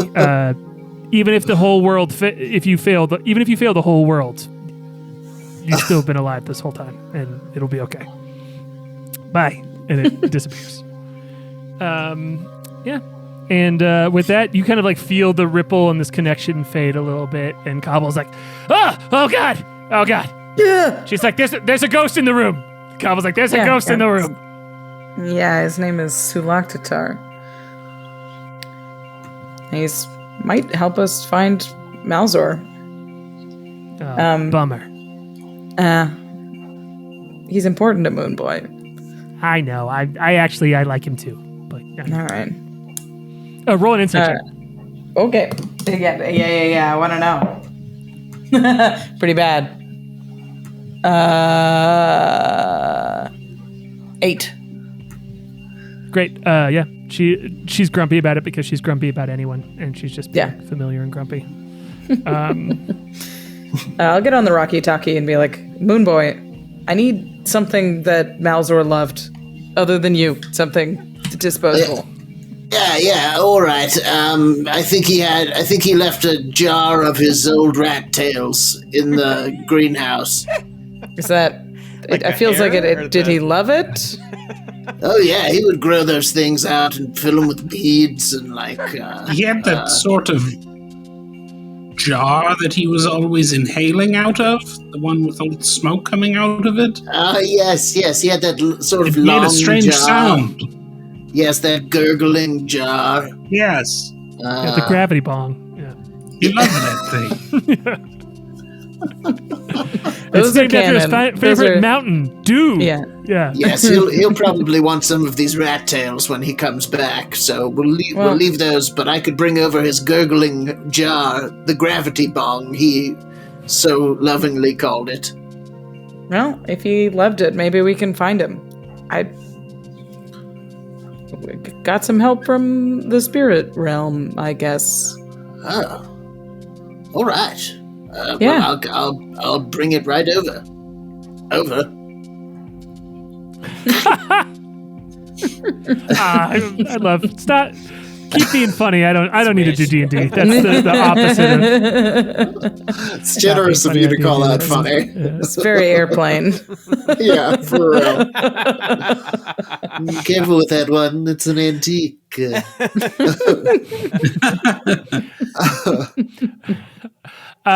So yeah, Moonboy, can you roll a history check and an investigation check? Yeah, absolutely. While you're doing that, Kai, I'd love to have you roll a perception check. And then Flute, we'll get to you in a second. 15. Cool. Just hold on. I need you to hold that in your heart for a second. Just A Holding history on. and a Yeah. what? And an investigation? Yep. Come on. No.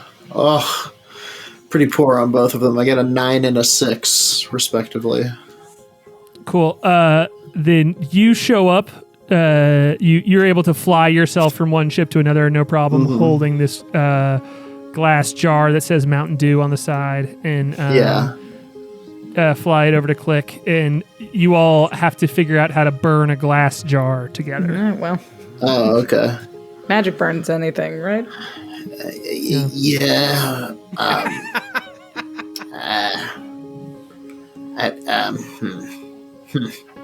We're supposed to burn it. I told you we were burning it. Yeah, no, I'm wondering. Okay, we can burn it. Do you have like something prepared, or should I say something? You're the druid. I don't know the guy. Jeez. All right, Just burn it. all right, Klik, you see a small creature crawl out of his hat while you're talking. That looks Nothing. like a it looks like a small scorpion that has a couple of planets orbiting its tail. Moonboy, you're leaking. Yep. Nothing. Pay no attention to it. It's a problem, but one that I'm just choosing to put a thumb in for now. Oh, is that what Flute was chasing? I saw a ton of these. I think we need to deal with this. Yeah, I think we do. But first, and he casts Produce Flame, and then he's going to also cast Control Flame, and he's going to kind of turn this into a little kind of blowtorch and starts a fire underneath it and shapes this flame into this little amazing. I promised myself I wasn't going to stop every time Jason hits us with a killer does something stinger. cool. It's so good to have him back. He's so good at what he does. So good. It's so good. But yeah, he kind of forms this little kiln around it. And by focusing really hard, he's able to turn this moonfire into like a hot enough temperature to sort of sacrifice this this gurgling jar that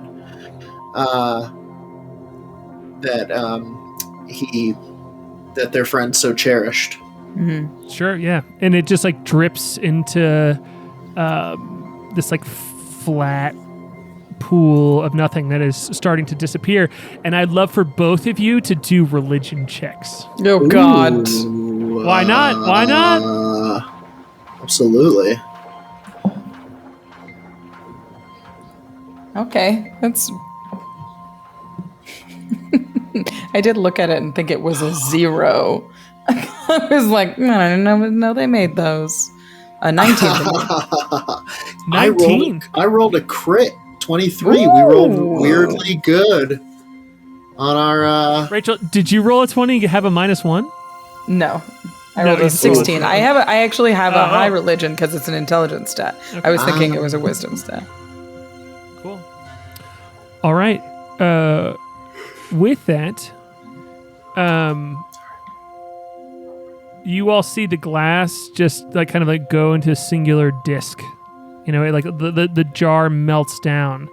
And you keep playing with it, Moonboy, and you keep playing with it, you like shape it into something, and just like eventually just like goes into a very flat disc as nothing happens. And then as you all feel like you're done, you've spent a long time on this and nothing is happening, the disc starts to float up in the air and glow a little bit and just takes off into the air.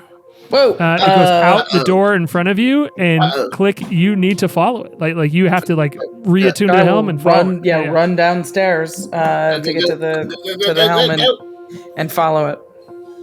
Cool. I follow her. Cool. K.A.I, keep holding on to that 15. Just keep holding on to it. Got it. And then Holding it in my heart. we're gonna go over to Flute real quick. And Flute, you feel a ship start moving. And you are alone in the room with the rider. And if you just want to hold on and hang out, you can. But he's just kind of like leaning back and looking at you and just like trying to keep these animals in line. He's actually doing a pretty good job. He's like being nice to them and like playing with like the octopus. His name is cool. Galactopus. He's like playing with it. He's like, look at this, and he like gets it to ink, and it like this like whole galaxy forms for just a tiny second, and then burns away. Yeah, exactly. Yeah. Amazing. Yeah, I guess I'm a little perplexed by this behavior since we've had kind of a bit of a agitated relationship. Yeah, I'll kind of like look out the door and see if anybody's around. I'll be like, you just walking around the ship might make my friends a little nervous. I maybe at least give me a warning. Are people still mad at me? Pop out? Chat says Andrew is pretty quiet, so Cool. just Yeah, a heads I up. bumped him up. Yeah. Okay, I heard it sorry. too. Yeah. No. Thank you, chat. Always do it. Thank you, chat. Yep. Thank you. Is that better? Yes. It's great. I mean, I don't know if they're mad at you, but I mean, I don't think they want to be surprised by you. Oh, I mean, sorry, I have to forget to not do a voice, and I'm imitating Andrew's voice. He's like, oh, yeah, I mean... He's like, sure, do you want me to go apologize to them for trying to fight them before? I will. Actually, that might help, if you want to do that. Yeah, I'll tell them I chilled out after we made the deal that we're just going to go defeat Powerface, and then after that, you're going to come with me and do whatever I want. Yeah, right. Yeah, I haven't even had a chance to tell them about the whole conversation with Powerface, but I mean, sure. Once we get Malzor, I guess I'll let him know. Yeah. Oh, he's like, well, also, since we're here, and he kind of gestures around, and as he gestures, his hand kind of like, there's like almost like traces on his hand as he's moving. It like ripples through the air. And you can either roll an Arcana check or a Perception check, either one. 18 Perception. Cool. He is playing around with whatever magic is allowing him to be here that seems very related to the fact that you're on the astral plane. Oh, okay. So he's kind of like playing with it. And there's something about being on the astral plane that's allowing him to be a physical form here. And he says, if you all get in a tough spot and you need my help, I'm happy to help. Just let me know. I'll tell everybody else. I'll go around to each person in your crew and tell them that I'm here to help if you want. Because if you all need anything, I have lots of friends on this plane. So I can, point you in the right direction. It's kind of, this plane and I get along. So if you need anything, you need it, a safe space to be. Where you need Malazor is? I know that we came from the Azure Forge, right? And the Azure Forge is connected to here somehow, which means that it's probably a fixed place in the astral plane, which is rare. And I definitely, I haven't been to the astral plane in a long time, but I definitely could take you to some friends who know where everything is. So if you want me to ask my friends, we can go ask my friends. No, I think Klik's working on something. I heard Moonboy go over there, but it might be helpful if you talk to my friends, but don't do it without me there, okay? Oh, you want me to wait and just kind of do it with the group? You want me to like announce my? I think here's my group apology. I think that would be better. Sure. This, he's like, I have to say, he says as he's playing with the Astral Peacock. What's its name? The names are too good, and I didn't memorize them all because there's 30 of them. Oh, hang on. What was the peacock? I don't remember it. Peacockapee? Peacockapee, that sounds right. Peacockapee, yeah. Yeah. As he's like playing with the Peacockapee, as it's like spreading out its feathers and like creating this lunar glow. He's like, this is way better than when I was writing notes in your pocket and you were afraid of me. Now we have all of our stuff out in the open, and you know that your eternal soul is damned and that you are eventually going to just be a vessel of evil and whatever I want to do. And until then, I just get to be your friend and hang out and be helpful. That's pretty cool. I'm into it. Yeah, I guess, hey, here's to a long friendship, huh?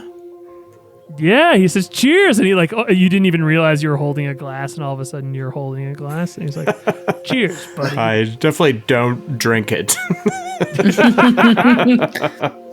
I do an all over the shoulder.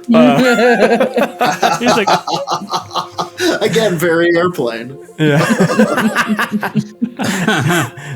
This is our airplane episode. It's better than he heroes with an leans- exclamation point. Yeah. In that you see font, him but with- it's the dinger instead of the airplane, and it's tied in a knot. Yeah. Jordan. The dinger I don't know if tied it's a around Rachel that. thing or a Jordan Do it. thing, Do but it. what do you all Do do it. that, please? Wow. The writer, this version of you, it's like looking in a mirror right now. I mean, you've seen him in like warped evil versions, but right now it just looks like a duplicate of you. He's like, this is fun, and you see this large bear creature that has, it looks like it has all these fruits growing off of it. It looks like a bush almost, like in the way bears are hairy. It just has like fruit coming off of it too, and it smells really sweet. It's like super playful, and he's like, "Oh yeah," and he's like playing with it. And Oh, he's this is drinking from the a same- moon creature. Yep. Okay, cool. One of I the- thought this one of was the like a moon creatures new. I just thought it was a new creature. Some Okay, fresh horror. yeah, No. a Care is Bear. one of They're the- called Care Bears, but they're horrible. sure. It's different. They're werebears. Yeah. Oh my god, that was a thing. Does anybody remember that? Were bears? Were Yeah, they're in I the mean, book. there's a stat block, yeah. And this bear, he's like, "Aren't you a good berry? Aren't you a good berry?" He says, playing with the thing that is a bear sprouting fruits. Okay, you get it. Yeah. Wow, and you've got a knack for these animals. Yeah, he says, "They love me." And he says, you want it? And he's like, the bear's sniffing around at its cup, and it sniffs at his cup. He's like, "You want some?" And he feeds it some, and you just see it go, and it just withers into this inky black root, and bubbles and decays after it drinks from the cup. And he's like, "Oh no, are you sick?" He says to the bear. He's like, "Oh, are you sick? Oh no." Oh, he's like, "We gotta put it down." And he just stamps on the root. And he goes, "It's so unfortunate," he says, looking at you, Flute. And he goes, "Nothing you can do." Yeah. Well, why don't you lay low, and if you want to talk to the group, we can talk to them later. Sure, yeah. He's Why don't like, we just leave the animals alone? He's like, "Sure, I'll just be hanging out, and I'm just here. And if you want me to talk to the group, I'll talk to the group." Yeah. If you want to talk to them to apologize for attacking them, yeah. That sounds like a good idea. He goes, "I'll start with Goliath," and he starts to walk away. Yeah, as long as I'm there, I'll follow him and I'll close the door to Moonboy's room. Cool. Cool. So Moonboy, you floated away to go tell everybody about finding all these moon creatures, etc. Well, now- like you've had this. Now I'm with Klik, following this strange yeah. mirror. Yeah. And then K.A.I. So the ships have kind of like, you see this floating, glowing disc that you're just kind of following now, right? And Klik, you've put the ship is moving and is following this disc as well. And K.A.I., you are on the deck of the Dinger, if I'm correct. Yeah. I'm wherever I was doing repairs. Oh yeah, that's right. You're around Dingham Nidris. Sorry, I'm at some point moving I all of would- these people around in my mind, and I'm losing track a Right. little bit of the Once physical location. I finished getting that to an acceptable place, I would try to find Moonboy at some point, but wherever. Yeah, sure. You can So, tell me where I'm at. So the helm rim of the Dinger has at least been patched up. It's not fully functional, and the Dinger's not fully functional, but it has at least been patched up. There's not any open air. And as you walk out on the top of the deck and you see Moonboy in this like this disc floating in front of the other ship, that is Klik's ship right now, that is towing the Dinger, and you see Moonboy kind of like flying out, helping navigate with Cobble, who's now gone back up to the crow's nest, and you all are clearly following this glowing disc. You rolled a 15 on your perception check, right? Indeed. And you see a large, dark form out in the mist of the astral sea that's behind you, which is, again, it's just purple, pink, swirling clouds in all direction. You see nothing but this mist all around you.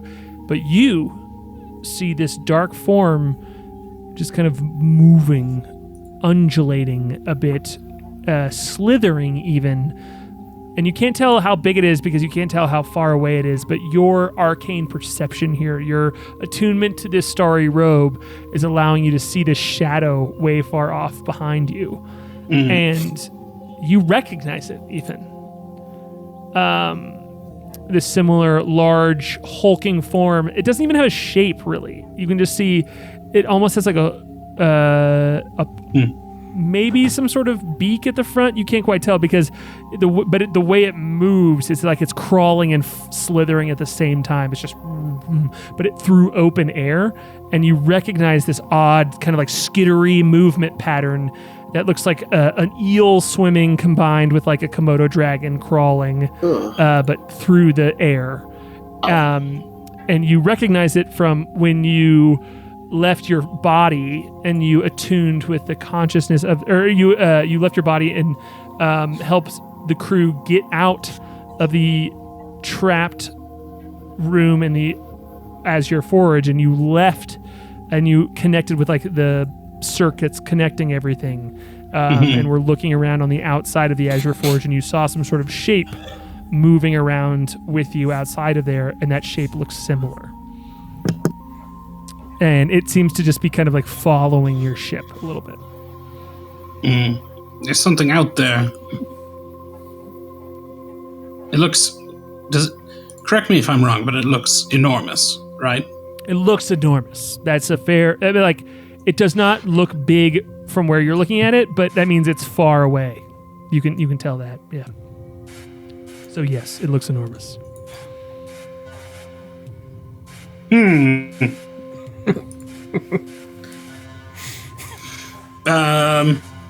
you guys... I'll call out to the group if they're out there. Does anybody see that? No. Are you calling on the walkie-talkie? Yeah. There's something off in the distance. It looks big and alive. K.A.I, we're doing handles and we're doing the sound over the walkie-talkies. If you could just keep that gag kind of going. Over. Right.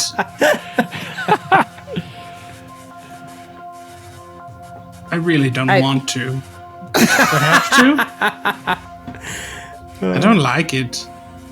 I don't like the sound. I'm not good at it. I suppose. I'm not good at it like you. Not. Okay, but seriously, there's a big thing out there. Can I look by? Can I kind of scramble up to the deck? What's going on with our flying glass friend? Yeah. I am jamming as fast as I can in the direction of the circle. That is, Klik is fairly focused. Yeah, it's just moving. It's just scooting. I'm following pretty quickly behind, and I'll take a second to radio back to K.A.I and just be like, kind of busy at the moment. I think we've got a line on how to get back to Malzar. Flute, roll a perception check. I'm definitely following a critical fail. 4. Wow. So with a critical fail, you got a +3 on a critical fail? I got a 1. Okay, cool. And then I added 3 to it. I'm gonna curse you with this knowledge then. And Flute doesn't know this, but Andrew knows this.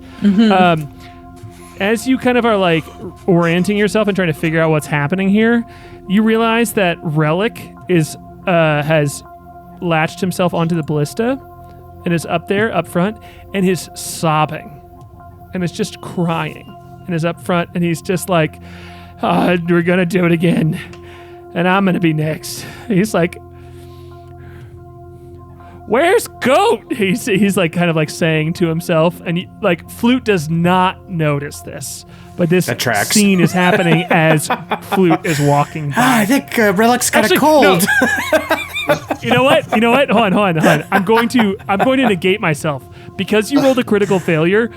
You do notice this, and Flute does have all this information, and you have to know that Relic is currently just like barely able to function in his duties because he's like, people keep telling me that Goat's gonna be okay, but where is Goat right now? And he's like scared and worried, and you ignore it, and he notices you ignore it, and then you just keep going. Yeah.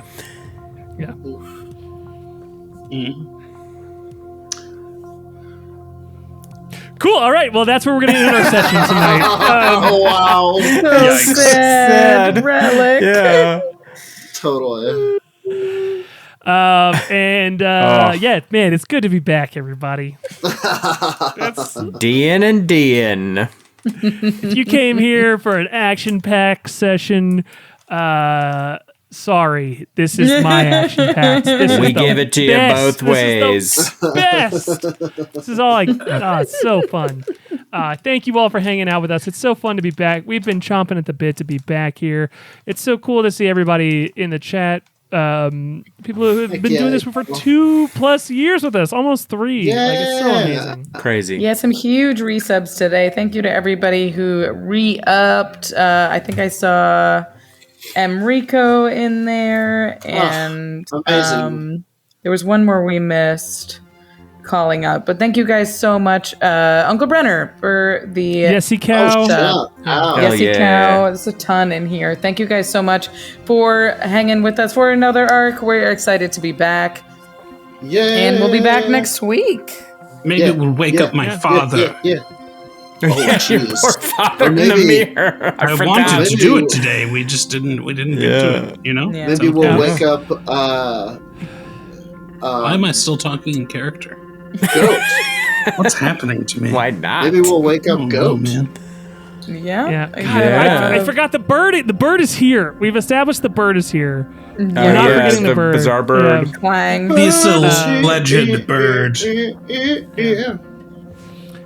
Great. All right. Yeah, I know there's so much in making notes for this. This is like the most nervous I've been for a session in a long time, just because I realized there's so many things that I wanted to do, and that I was like, there's so many pathways to go down. Anyway, I'm just excited. I'm having fun. Thanks for being here, everybody. A reminder that you can listen to this as a podcast. All of our episodes after this week are up. You know, almost if you are caught up for listening to the amount that I uploaded in the break, I would be impressed. But if you are looking for an easy, quick way to listen to our sessions as well, everything is available as a podcast as well. And we're going to try and start putting up these episodes immediately as well. So you can check them out on Spotify and in anywhere that podcasts are as well, if you just want to stay caught up and hang out with us live here. So Hell thanks. Yeah. Thanks for listening to the show. Anybody have anything else? We love That's you. all today. Thanks, everybody. Follow us on Everywhere. all the stuff. everywhere. Here, there, everywhere. Space. Bye. Bye. Peace.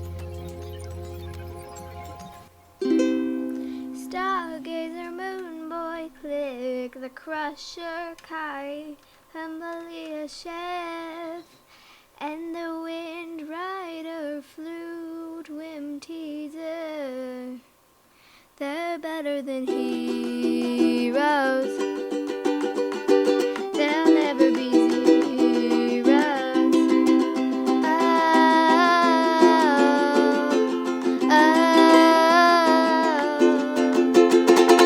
Better than heroes.